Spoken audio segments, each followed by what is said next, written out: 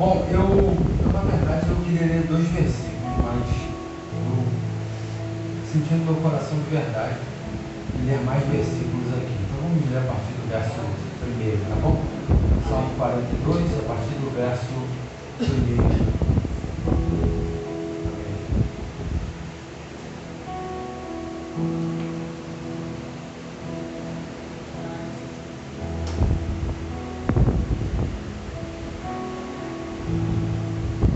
Como o cervo brama pelas correntes das águas, assim suspira a minha alma por ti, ó Deus.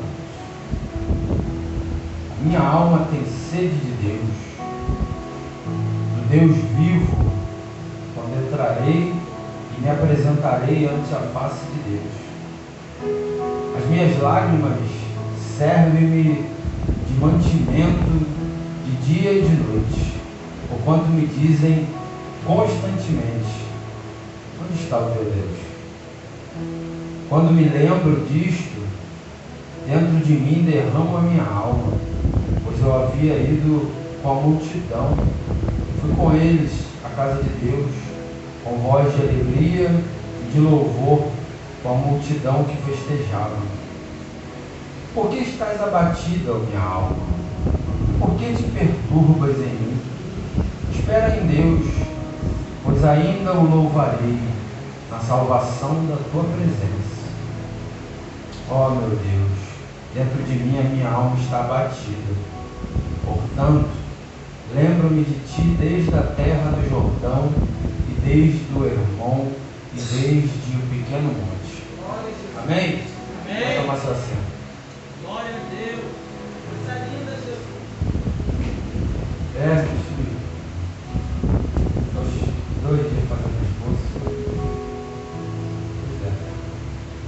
Amém? Amém. Glória a Deus. Bom, eu comecei a ler esse texto já há alguns dias. Eu comecei a fazer o esboço que eu não conseguia abrir já há alguns dias. E eu achei muito interessante esse diálogo. Porque na verdade, eu não sei se eu falo que foi um diálogo ou se foi um monólogo. Porque o salmista nesse momento ele e a alma dele conversando. E eu saí de casa me perguntando como é que eu consigo conversar com a minha alma. Como é que eu consigo bater esse papo com a minha alma? Como é que eu consigo nesse momento falar e obter resposta da minha alma? E aí eu comecei a pensar em como o salmista estava naquele momento, porque tudo isso e todo esse problema e toda essa situação, ele se coloca de uma forma em que ele diz que parece um cervo ofegante com sede de Deus.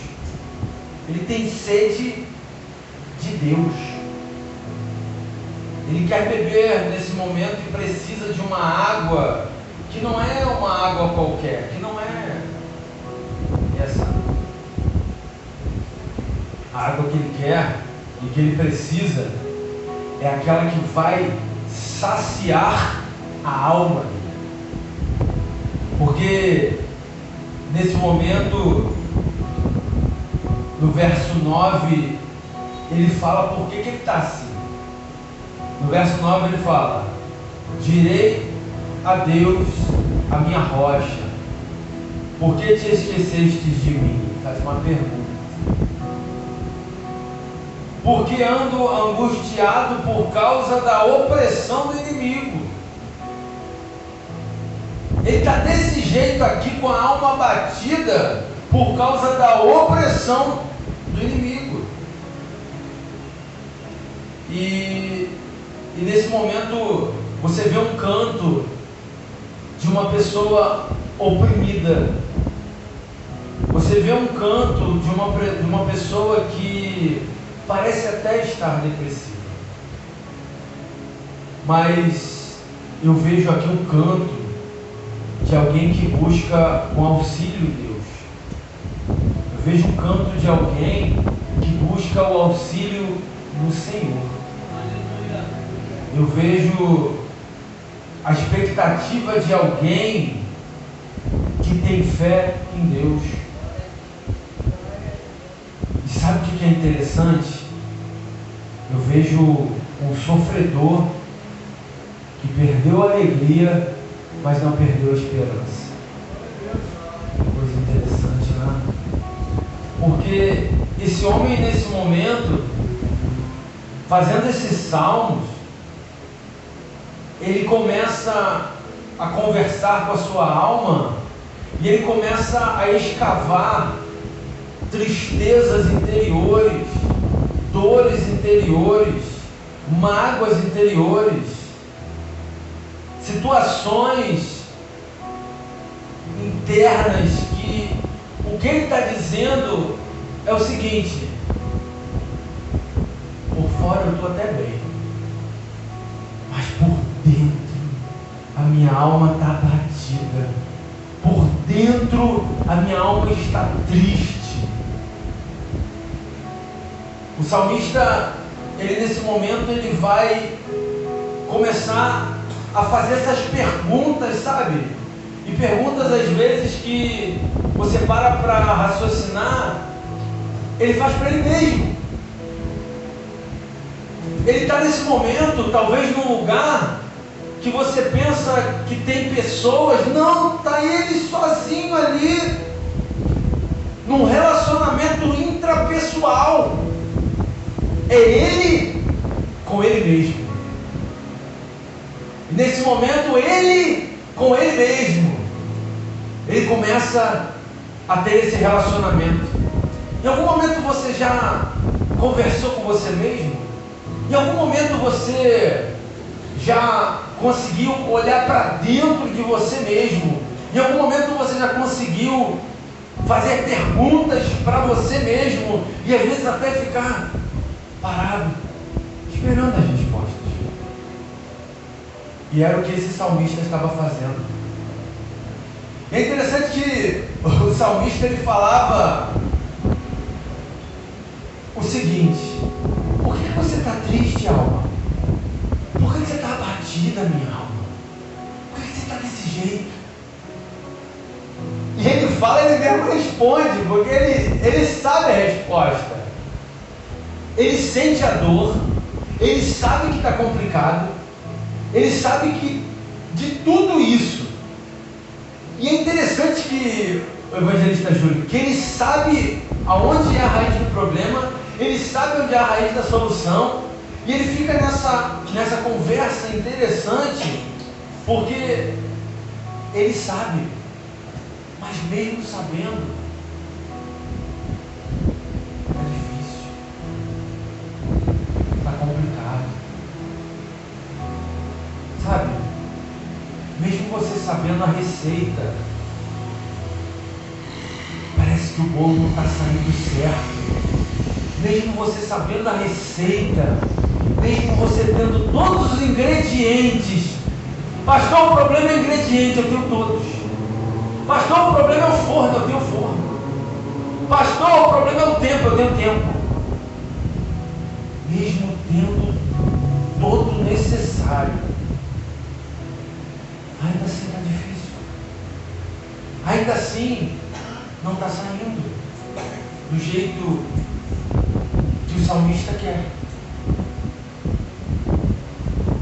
E é interessante que ele fica perguntando: por que você está assim, minha alma? Por que tu está perturbada dentro de mim dessa forma? E aí ele traz o resultado para a alma: espera em Deus, minha alma, pois ainda você vai louvar, pois ainda você vai ter salvação, pois ainda tem presença de Deus, minha alma. Ele traz a solução para a alma, mas mesmo assim está difícil, evangelista. Está difícil. É aquele momento, sabe, que aconteceu comigo essa semana. Eu aprendi a fazer um bolo de micro-ondas. Aí eu tinha tudo para dar certo. Tudo. Era bolo de micro-ondas, eu tenho micro-ondas. Aí eu botei lá no micro-ondas, tudo certinho. Daqui a pouco, quando eu abri, o bolo explodiu lá dentro.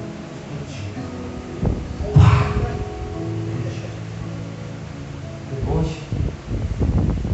eu tinha tudo que eu precisava para que saísse tudo certo. Mas mesmo tendo tudo que eu precisava, sabendo tudo que eu precisava para sair certo, ainda assim saiu errado. E a culpa de quem? Não tem culpado. Eu não preciso nesse momento me preocupar com o culpado. Eu preciso nesse momento entender que o resultado final, mesmo com todos os ingredientes, foi negativo, mas não foi culpa minha. Eu fiz tudo conforme mandava a receita. Eu cumpri até os minutos. O que aconteceu? Não sei. Por que está abatida minha alma? Por que te perturba dentro de mim? Poxa, minha alma, espere em Deus. Pois ainda, mesmo que demore, minha alma, você vai louvar. Ele é a nossa salvação, minha alma. Temos que buscar a face do nosso Deus, minha alma. Sabe o que eu acho interessante nessa angústia e nessa opressão desse salmista? É que mesmo angustiado e mesmo oprimido, ele não perde a esperança de continuar falando para a alma dele: vai passar, vai passar. O nosso alicerce está em Deus. Está complicado, está difícil, mas calma, minha alma, porque essa água que a gente vai beber é uma água que vai nos satisfazer, vai satisfazer você, minha alma, porque eu não preciso de qualquer água, porque o corpo humano é 70% ou 75% composto por água, mas não é essa água comum, minha alma. Nós precisamos da presença do Deus vivo. É a única bebida que vai satisfazer a nós, minha alma. A água consegue até manter e matar a sede do corpo, minha alma. Mas a tua sede, minha alma, é somente Deus que vai conseguir matar essa sede, minha alma. A alma nesse momento estava seca de tanta sede, mas era a sede de Deus. Os estudiosos vão dizer que esse salmo foi escrito pelos filhos de Corá. Corá foi fulminado, mas os filhos dele foram perdoados. E aqui, ao que me parece, o povo, quando saía do Egito, e saíram sedentos de Deus. Eles precisavam naquele momento encontrar Deus. E a sede deles de buscar Deus, de servir a Deus, a alma deles estava sedenta por Deus. Somente Deus podia satisfazer a alma daquele povo. Deus é a nossa fonte inesgotável, sabe? De vida eterna. E todos aqueles que estão sedentos e todas as almas que estão sedentas são convidados por Deus a beber dessa água viva, sabe? E E o que parece é que o salmista estava falando isso para a alma dele. A nossa água é Deus. Minha alma, eu estou sentindo essa dor, eu estou sentindo essa situação, eu estou nesse momento sentindo esse abatimento em minha alma, essa perturbação em minha alma. E sabe o que eu acho interessante? Que às vezes a angústia, que às vezes a opressão, que às vezes todos esses abalos na nossa alma nos levam para um lugar, para a caverna. E é interessante que lá no primeiro livro dos Reis de Israel, capítulo 19, verso 8 e 9, levantou-se, pois, e comeu e bebeu, e com a força daquela comida caminhou 40 dias e 40 noites até Horebe. Ele comeu, ele bebeu, mas a alma dele ainda estava batida. Ele se alimentou naquele momento para ir para o monte. A missão e a ordem era ir para o monte, mas ele não aguentou. Ele não aguentou. O profeta não aguentou ficar no monte. O profeta não aguentou, naquele momento, ficar no monte. E ele, quando ele chega no monte, sabe, evangelista, tinha uma brecha, porque era comum, devido aos solos rochosos, tinha uma brecha. E naquela brecha em que a Bíblia relata que seria uma caverna, o profeta abatido, com a alma abatida, ele pensa: não vou conseguir ficar no monte. Eu estou abatido, estou abalado, estou angustiado, eu estou oprimido, eu estou sendo perseguido, eu estou nesse momento desesperado. Mas pastor, o profeta conhece os segredos de Deus.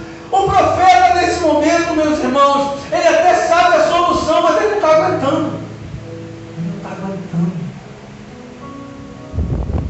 É no verso 9, quando ele chega no monte, evangelista. E ali,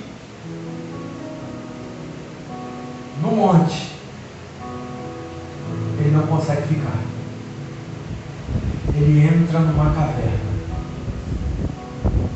Ele não consegue ficar no monte. Ele, nesse momento, ele vai para um lugar onde Davi já tinha conhecido como um lugar em que tinham pessoas sem dinheiro, oprimidas, precisando de uma palavra, precisando de amor, precisando de uma pregação diferente. Porque quando a gente vai lá para o primeiro livro de Samuel, capítulo 22, Davi também se esconde na caverna. Então Davi se retirou dali e se escapou para a caverna de Adulão. E ouviram seus irmãos e toda a casa de seu pai desceram ali para ele. E ajuntou-se a ele todo o homem que se achava em aperto. Todo mundo que estava com problema naquele momento foi para onde? Para a caverna de Adulão. Todos que estavam em aperto, todo homem endividado, todo homem com espírito desgostoso, foi para onde? Para a caverna. Sabe quantos eram? 400 homens. Eram 400 homens que tinham problema. Eram 400 homens que também tinham a alma batida. Eram 400 homens que também precisavam de ajuda.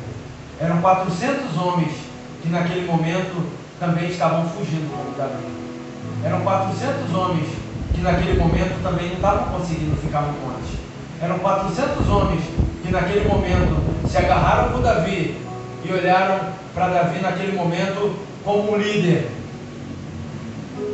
que não era covarde, mas que viu o momento de ir para a caverna, que viu o momento de entrar na brecha. E naquele momento esses 400 homens ficaram ali com Davi. E Davi começa a liderar esses homens. Davi começa a trazer experiência para esses homens. Davi começa a trazer palavras para esses homens para curar a alma deles. Davi começa a mostrar para esses homens que tinha solução nesse abatimento em suas almas. Davi começa a mostrar para eles que ele também estava sendo perseguido.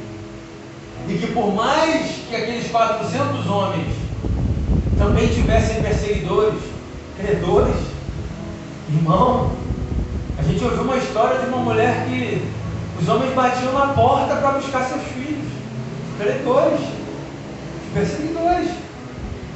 E aqui tinha uma galera aqui que não era só endividado não, tinha um pessoal com espírito desgostoso também. Tinha uns homens aqui que estavam extremamente abalados, não tinham como se firmar no monte, porque naquele momento a fraqueza da sua alma era tanta que eles só queriam naquele momento ficar na caverna. Eles só queriam ir para um lugar onde eles pudessem falar: minha alma está abatida. E alguém olhasse para ele e falasse assim: eu te entendo, a minha também está. E ele falasse: e eu estou sendo perseguido. E alguém olhasse e falasse: eu também. Sabe quando você se identifica com uma pessoa e aquilo acaba te trazendo algo tão, mas tão bom? Eu tenho certeza que aqueles 400 homens tinham muita coisa em comum. E ali, naquela caverna, ninguém criticava ninguém. Ali naquela caverna, aqueles 400 homens, ninguém ficava de burburinho falando do outro, porque cada um olhava para a sua alma, porque cada um entendia até mesmo o choro do outro. Naquela caverna ali, encontraram um líder que também estava sendo perseguido. Encontraram um líder que antes disso aqui tinha se feito de louco. Imagina, um falando pro outro: esse cara é bravo, né, irmão? Esse cara está aqui com a gente aqui, está sofrendo uma perseguição. Tentaram pegar ele aí, meu irmão, se agarrou nas portas aí, começou a babar. O rei olhou para ele e falou: esse cara é maluco, tira ele daqui. Ele conseguiu sair fora com essa estratégia. Então aqueles homens estavam ali, olhando para Davi, não com um olhar de apontamento, não com um olhar de julgamento, mas com um olhar de misericórdia, com um olhar de entendimento de que mesmo aquele que foi escolhido por Deus, que era o homem segundo o coração de Deus, também poderia estar dentro da caverna, também poderia estar com a alma batida. E o que eu acho interessante é que o tema da mensagem, eu não quero que seja contraditório,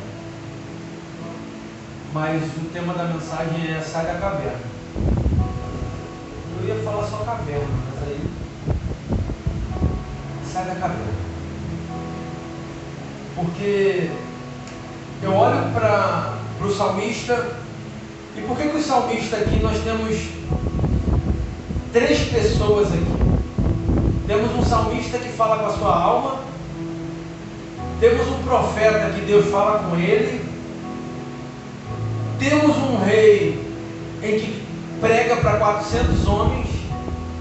Nós temos pessoas em situações diferentes aqui, 3 pessoas em situações diferentes, mas as 3 tinham algo em comum: a alma estava batida.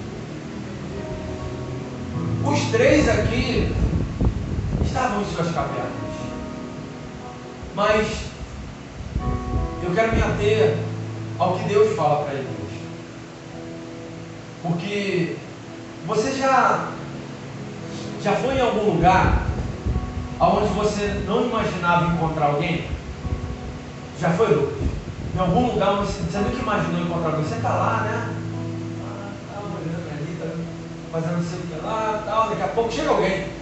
E você vai perguntar o que para ele? O que está fazendo aqui? O que está fazendo aqui? Você se assusta, porque não era para ele estar ali.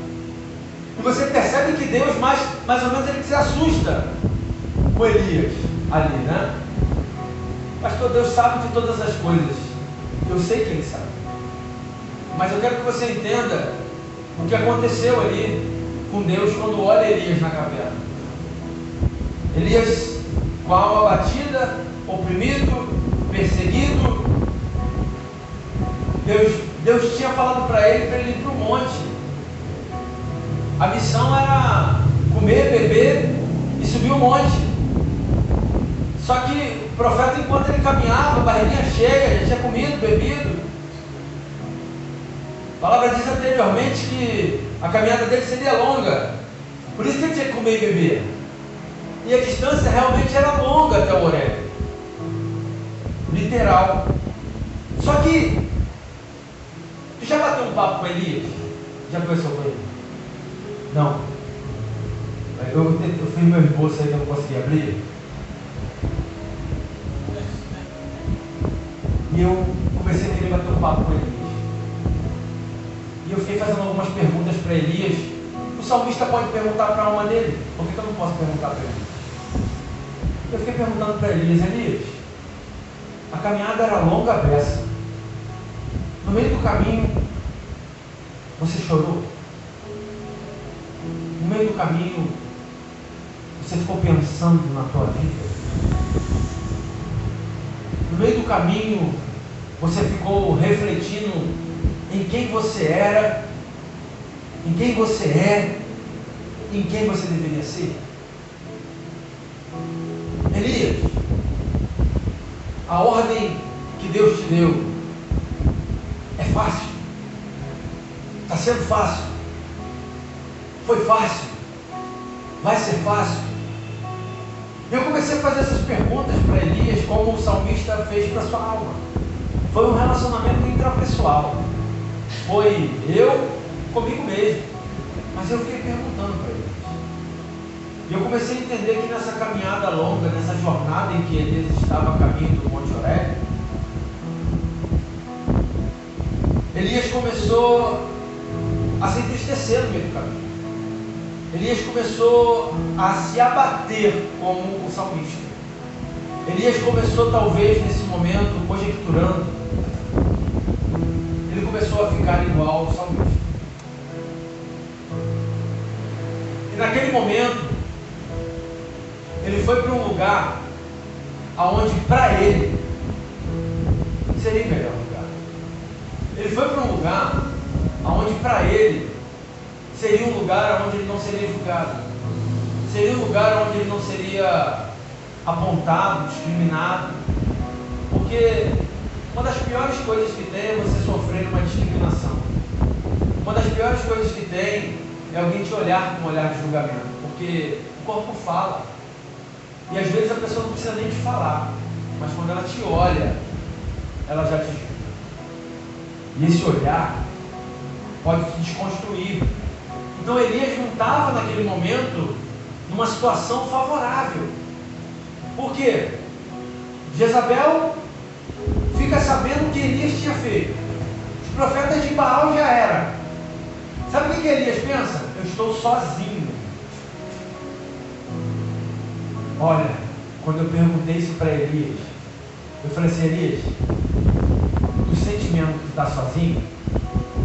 Porque Obadias estava sustentando lá, tinha profeta. Não tinha profeta lá sendo sustentado?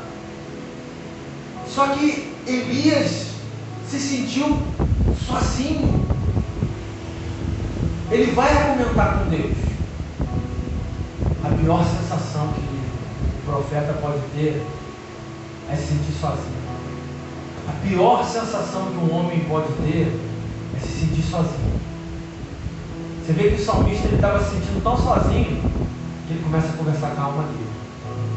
Ele estava tão sozinho ao ponto, não tinha ninguém para conversar. Eu vou bater um papo agora com a minha alma.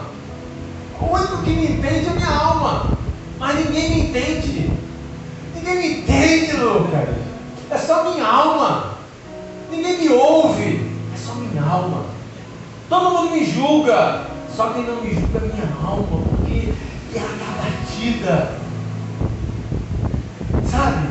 E eu fiquei perguntando, Elias, mas você acha que você está sozinho mesmo? E essa conversa, né? Meio que louca para alguns, meio que insana para alguns, me fez refletir que todos esses sentimentos que Elias foi aflorando ao chegar no monte, quando chegou no monte ele não suportou, ele explodiu. Ele explodiu, como o meu bolo do micro-ondas, como o meu bolo, tinha tudo. Tinha todo o conhecimento, tinha toda a solução, tinha tudo para dar certo, para ele ficar no monte. Mas ele não aguentou, não suportou, explodiu. E ele foi para a caverna. Mas, com tudo isso, com todas essas três pessoas, o que eu quero te dizer é uma coisa. A lição que eu quero tirar de tudo isso, com o salmista, com Elias, com Davi, é que mesmo quando você está com a sua alma batida, você consegue ter um tempo para ter um relacionamento interpessoal.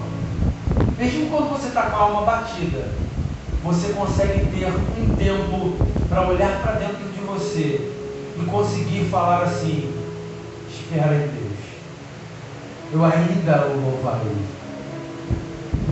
Mesmo você com a alma batida, porque o que eu tiro como lição foi que esse canto busca um auxílio em Deus. Essa expectativa do salmista não é no homem, é em Deus. Esse sofredor que perdeu a alegria ainda tem esperança em Deus. E o que eu tiro de lição nas cavernas da vida é que no momento em que a gente explode igual o meu bolo no micro-ondas, a gente consegue ver que nós não somos perfeitos. Que mesmo tendo a receita perfeita, nós não somos perfeitos. Que mesmo tendo o ingrediente perfeito, nós não somos perfeitos. Mas o que eu quero tirar como lição nessa noite é que Elias, ele entra. E se ele não tivesse ido para a caverna, Deus não teria falado com ele como falou.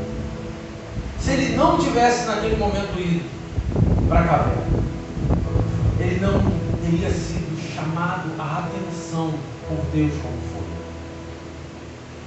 Às vezes é tão bom a gente ser chamado a atenção por Deus.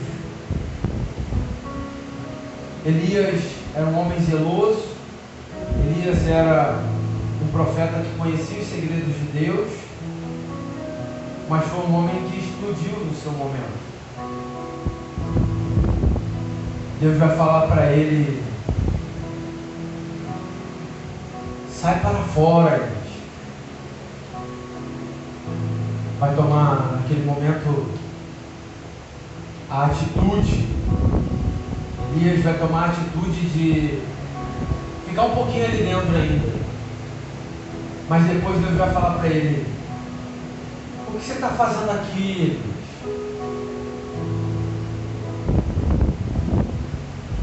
Eu sei que estão buscando tirar sua vida, Elias. Eu sei que Jezabel está querendo te matar, Elias. Eu sei que as opressões dos inimigos estão grandes, Elias. Mas sai para fora, Elias.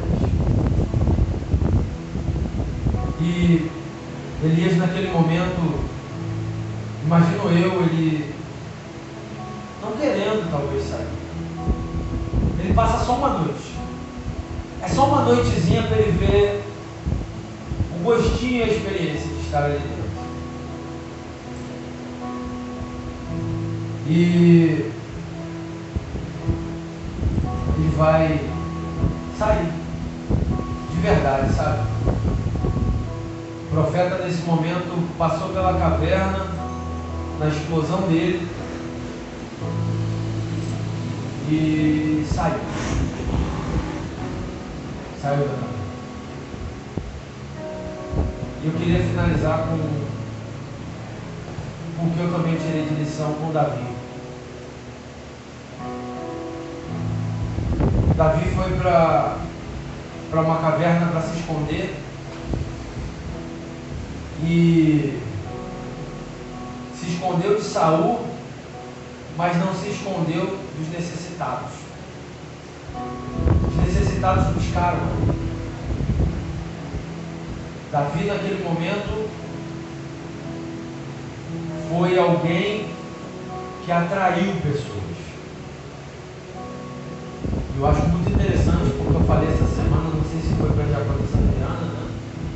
Que eu quero muito ser um pastor que venha a atrair pessoas e não repelir. E Davi, naquele momento tão triste, tão difícil, porque ele também deu uma explodida igual o meu povo, e foi lá nessa caverna de Adulão. Já tinha se feito de maluco para fugir da morte, e agora estava em meio a 400 homens que tinham o mesmo problema que ele, ou pior. Mas quando o propósito de Deus na nossa vida, ele tem que se cumprir, o propósito de Deus na nossa vida, a missão que Deus nos dá tem que se cumprir e tem que acontecer. Ela vai acontecer até dentro da caverna. Ela vai acontecer até nos momentos mais inusitados.